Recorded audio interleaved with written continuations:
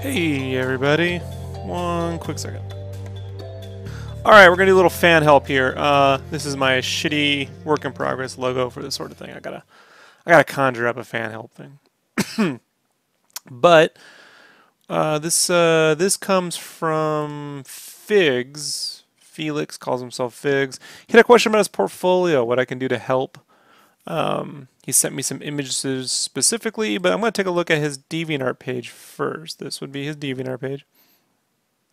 Looking at his portfolio, looking at what you kind of got going on. Well, got some character silhouettes. Seems to be a lot of character art.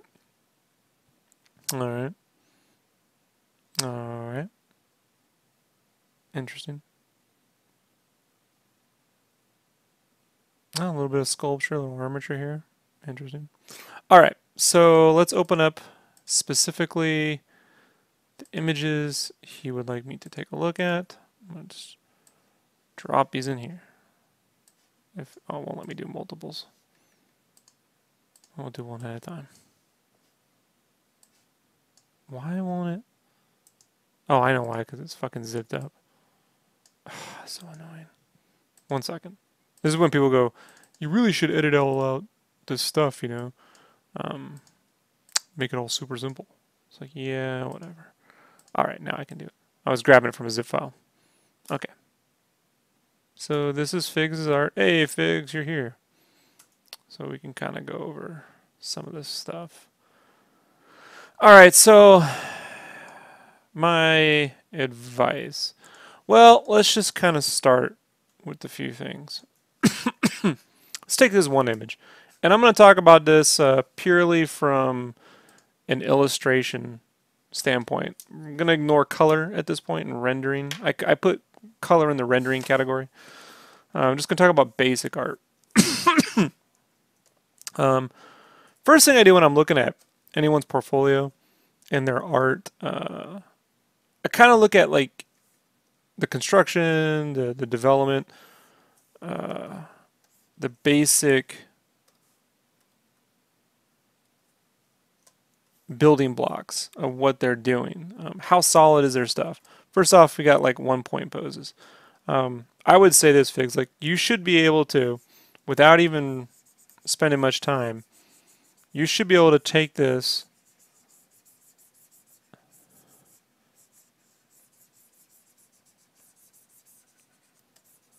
and work out a 3/4 pose.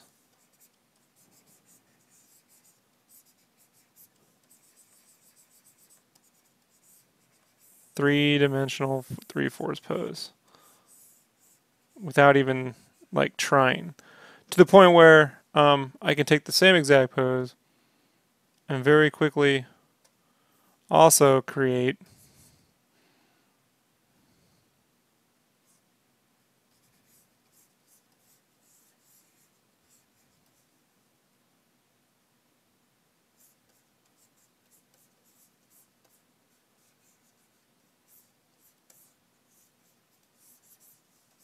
the reverse angle. So I don't really see that going on right now in your art, right? This would probably have to invert this way. I sort of see constructurally some very basic stuff across all these images. Like if we look here, even then these planes, this is very, very basic, like kind of like this stuff, non-dynamic. Like I look at this, and if this were a concept, someone was handing me in an art department, I was the art director, I would then say, hey, you know, can you push this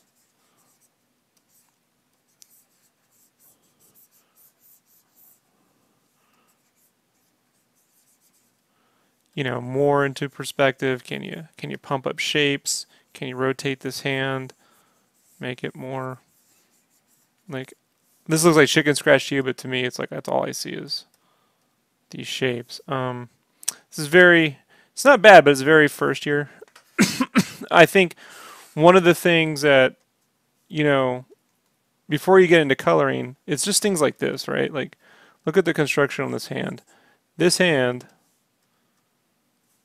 this is flat right now. This is flat. This is like this. It should be more like in the elbow going into perspective, constructing out.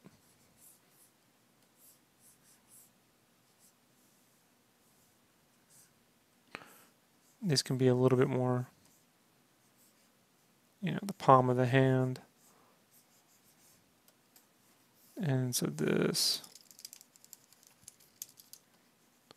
So you need to work on a lot on your construction and basic, real basic anatomy stuff. And not just like muscle placement, but just being able to take those things and pop them out three-dimensionally. You know, I mean, this is a little better, but even when I get into, say, the power of this pose, it's still very one, like look at this foot. It's very one-dimensional. Like, to be honest, this probably could be more like this, foreshortened, right? And then something like this.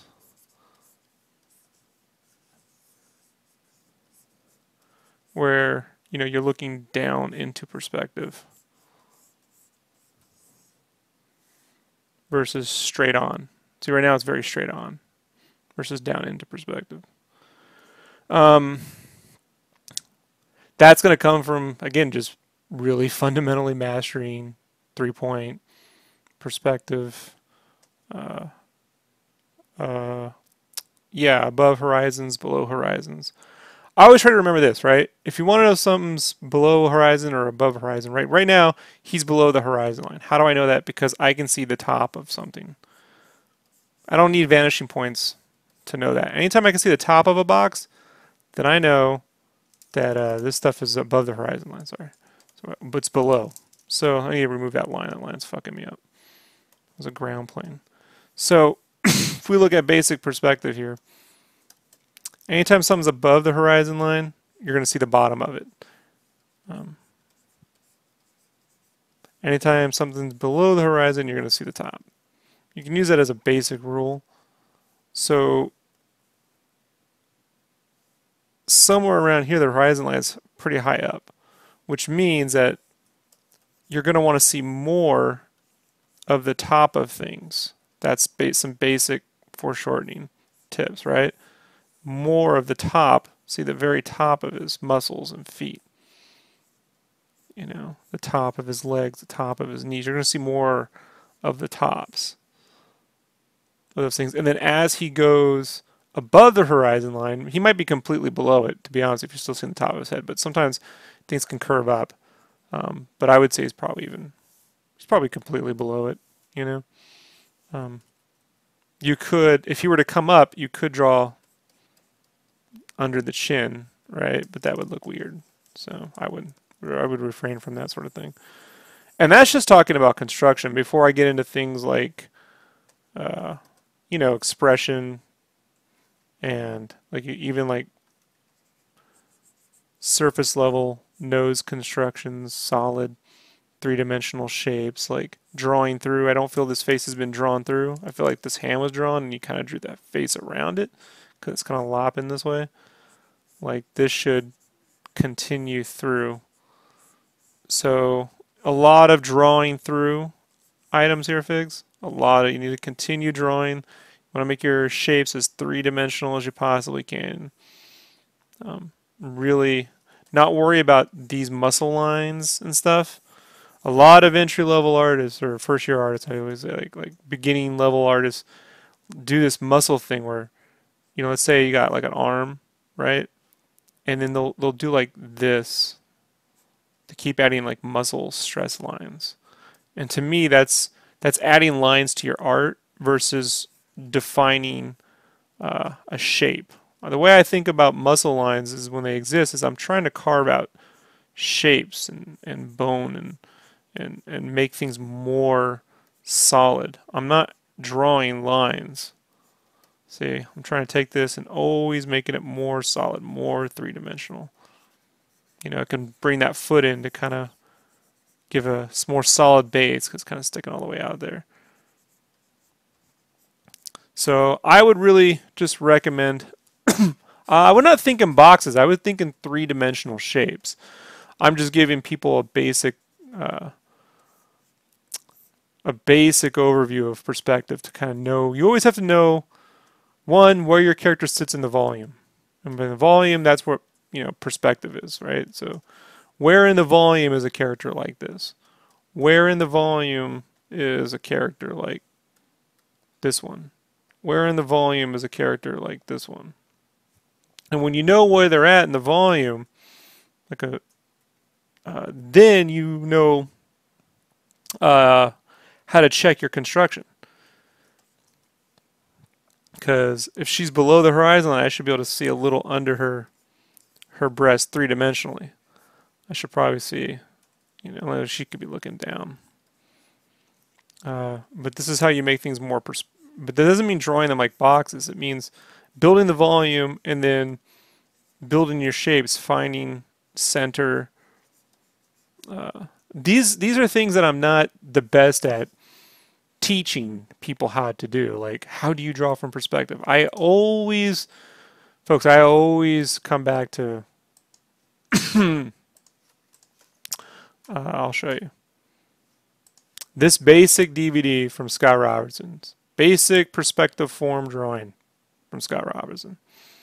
This is the basic one. He covers 1 point, 2 point, 3 point, for shortening, ellipses, and then XYZ sectional drawing. And what this means is you learn how to build from center, and from center you can build these, you know, mechanical shapes, but then ghost things. You can, by knowing this goes here, this goes there. I've done all this stuff. I spent years just doing this sort of thing. And I sort of apply it in sort of a shorthand way to my own art when it comes to characters.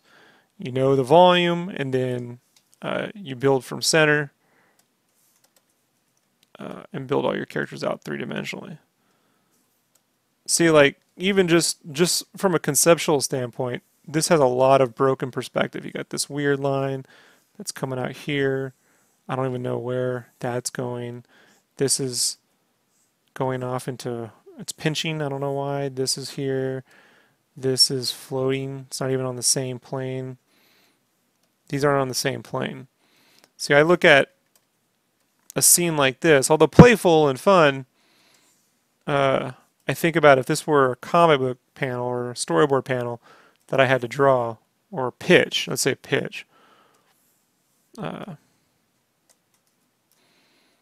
You know, you want to be able to think, what way could I, if this were a low angle shot where a guy's like, we would have to rotate the camera. So I can have a guy sitting like this where his face is here and he's looking at the TV.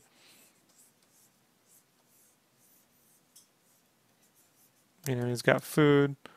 I could do more of an establishing shot where it's more 3/4 where he's sitting out like this.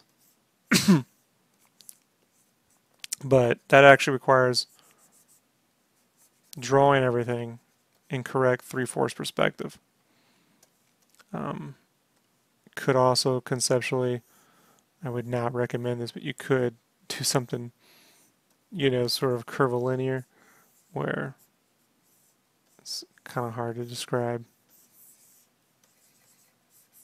where it's like super dynamic.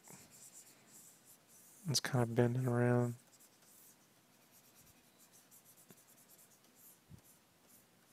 This is more, but in order to get you to understand this, like, and this would kind of curve. See, this would curve because I'm bending perspective. You got to really know the other stuff. And when I say know the other stuff, I mean like to the point where you don't have to ask anymore. And if you're wondering how long it took me to get to that point, I'd say I definitely by 2004 had it down. I started somewhere around 1992. So it took me, with no help on my own, 12 years. Being that I've given you where to start and you can always ask me questions, you could probably master it in about 5 years if you really put all your effort into it. So that would be my advice structurally. You guys will see me give this same advice quite often. That will definitely help scenes like this, where people need to actually be, they're just kind of, their legs would kind of go through the floor right here. You know, this is not a very dynamic shot. It's like a 1 point. And it's not very dynamic. So not saying you definitely got the talent. It just needs a lot of constructural work.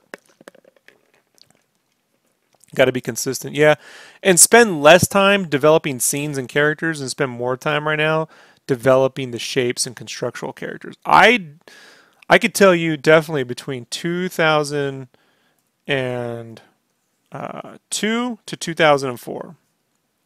Between this period of time, I didn't draw any fan art, no pictures of Batman. I did nothing but animate and draw in construction. So even when I animated, it was silhouettes that I eventually turned into construction, but I didn't animate hair.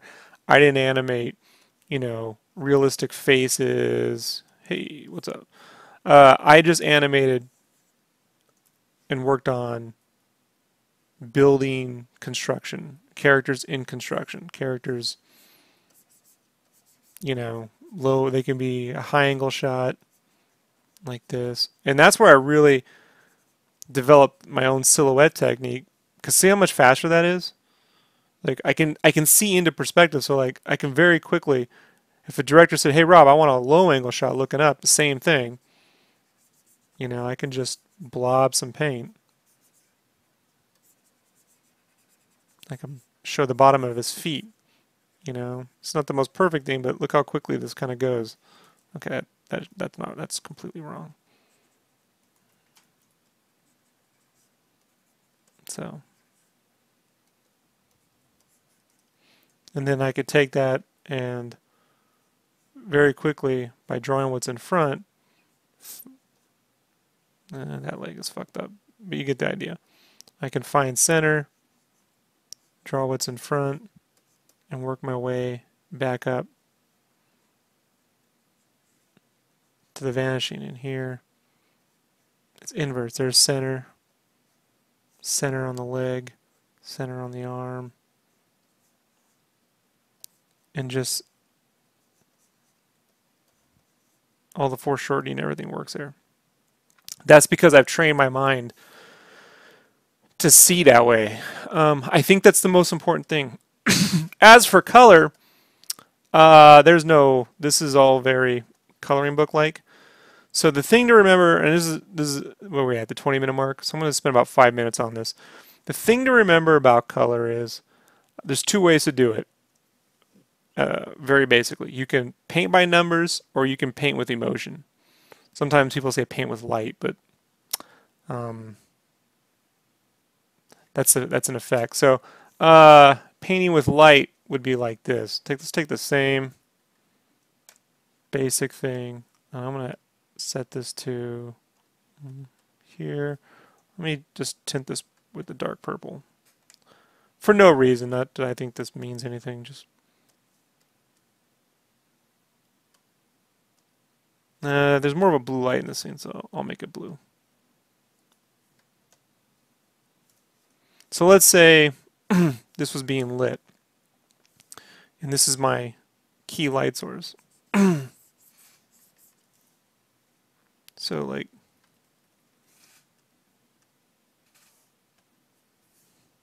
pick a different blue, something a little more.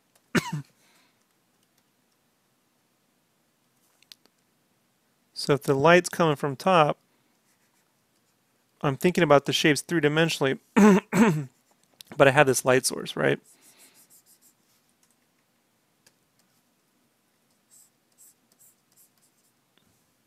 And so now I'm painting with light sources involved, which is more of an emotional thing than to paint by numbers. And because I know my topography, I'm looking for the topographical surfaces that light would spill out on.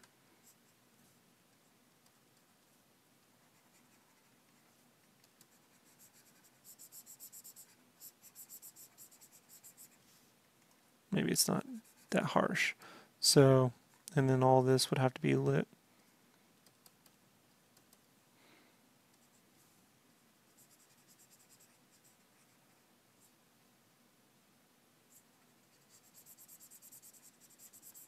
Maybe it's like that.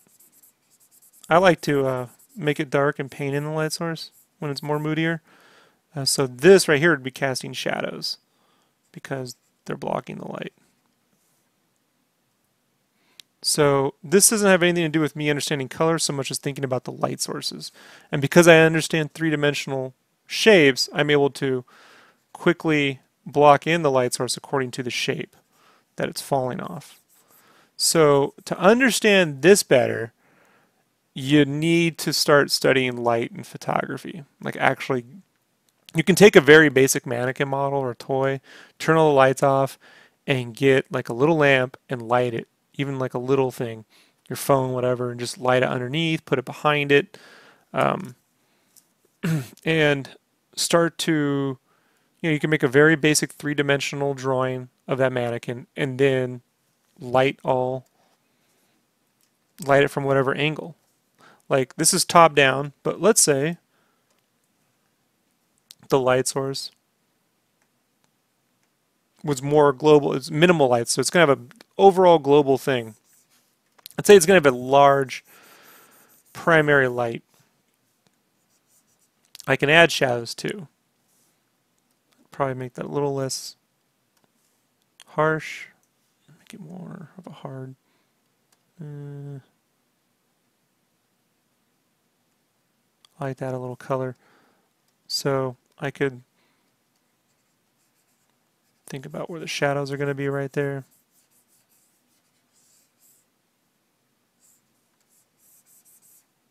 And maybe it's a little darker right there as you get closer.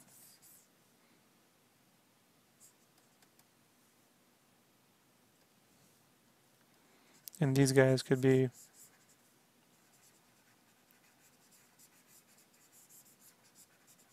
backlit. So he could be more backlit. So like, you got to really just think about light sources and coloring with light versus when I see color like this, I just feel like they're the flats, the coloring flats where this has a yellow, this has an orange, and then you're kind of like trying to add shadows to that versus thinking about key light sources.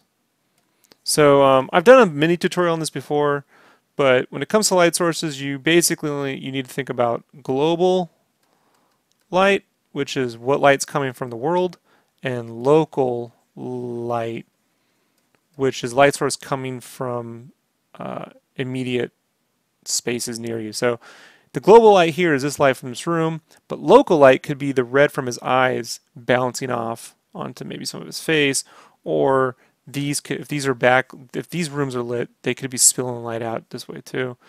So you got to really understand about light. Yeah. It's a long road, folks. It's a long road to getting there. But if I can learn it, you all can learn it. Because I got to tell you, I did not fucking get this for the longest time. And my coloring got a lot better once I really understood global lighting and then local lighting. So, yeah. And that applies to anything, even if it's just a character like this. You know, like where's the global light? Because I kind of see like a light up here, but not really, because this wouldn't be in shadow. Like this would be more like this. It depends on how it works. Here this is all. He wouldn't be covering much shadow like right here. like that. He wouldn't be that dark.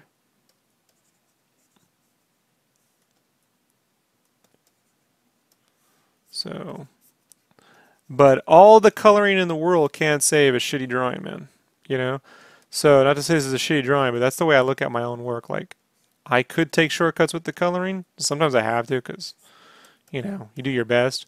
But really got to work on that construction, you know, and got to work on basic lighting. And work on the overall construction before you get into things like muscle flexing, like this stuff here gets weird, and really pay attention, man, to like how things are being, like this nose should be connected somehow and shouldn't be going like this. It should be on the surface. Continue to sculpt, continue to do maybe 3D sculpting, ZBrush, things that might help with that. If there's any other questions, anyone else have any questions you'd like me to answer here before I head out? Are we good? I'm going to give it a second. 1,000, 2, 1,000, 3, 1,000. No one's saying anything, so I'm going to assume we're good to go. All right, I hope this helps. Seriously. But you got some dope stuff, dude. It's just, you know, if you want to take your art to that further level, right? The further level. That's how you go from amateur to pro. I'm just 1,000% honest about it. But you seem to be quite busy, so I don't think getting you motivated is the key. I think getting you equipped with the right three-dimensional drawing and then the three-dimensional light sourcing and painting with light will greatly improve the exact same work you're doing. Spend less time on fan art, more time on these things for the next year, and you will see tremendous results. Tremendous results. Practice figs and get back to me in like 6 months on this, and we'll see how you gone. All right, everybody, I'm getting out of here. I'll be back soon with another art tip. We got one more to do tonight, and then I'm gonna get back to work. All right, peace.